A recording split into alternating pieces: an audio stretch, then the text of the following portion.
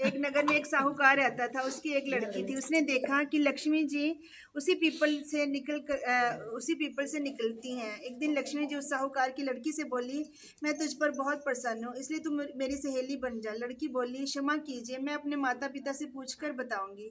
इसके बाद वह अपने माता पिता की आज्ञा पाकर श्री लक्ष्मी जी की सहेली बन गई। श्री महालक्ष्मी जी उससे बड़ा प्रेम करती थी। एक दिन लक्ष्मी जी ने उस लड़की को भोजन का निमंत्रण दिया। जब लड़की भोजन करने के लिए आई तो लक्ष्मी जी ने उसे सोने चांदी के बर्तनों में खाना खिलाया, सोने की चौकी पर बिठाया और उसे बहुमूल्य वस्त्र ओढ़ने को दिया। इसके बाद लक्ष्मी जी ने कहा, मैं भी कल तुम्हारे यहाँ जिमने को आऊँगी। लड़की ने स्वीकार कर लिया और अपने माता पिता से सब हाल कहकर सुनाया। तो सुनकर उसके माता पिता बहुत खुश हुए, परंतु लड़की उदास होकर बैठ गई।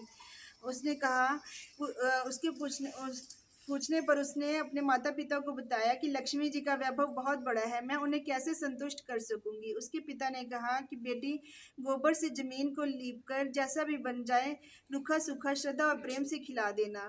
ये बात पिता के कहने भी ना पाया कि सहसा एक चील मंडराती हुई आई और किसी रानी का 9 लखा हार वहीं पर डाल गई। यह देखकर साहूकार की लड़की बहुत प्रसन्न हो गई। उसने उस हार को थाली में डालकर अच्छे से ढक कर रख दिया। तब तक श्री गणेश जी और महालक्ष्मी जी वहां आ गए। लक्ष्मी जी ने उन्हें सोने की चौकी पर बैठने को कहा। इस पर श्री महालक्ष्मी जी ने कहा कि इस पर तो राजा रानी बैठते हैं, हम कैसे बैठे। बहुत आग्रह करने पर महालक्ष्मी जी और गणेश जी ने बड़े प्रेम से भोजन किया। लक्ष्मी और गणेश जी के घर में आने से साहूकार का घर सुख संपत्ति से भर गया।